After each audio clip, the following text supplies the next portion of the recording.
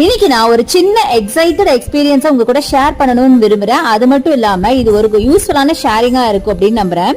சின்ன விஷயம் தான், பட் நிறைய பேருக்கு இது யூஸ்ஃபுல்லா இருக்குங்க.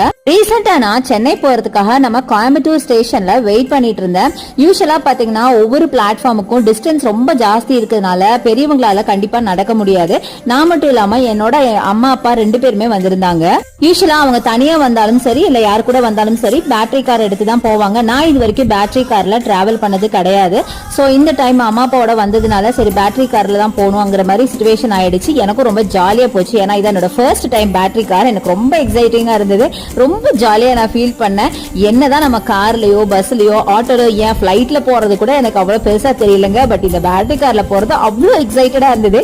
என்ன மாதிரி யாராவது எக்ஸைட்டடா இருந்தீங்க அப்படிங்கறது எனக்கு கண்டிப்பா கமெண்ட்ல சொல்லுங்க.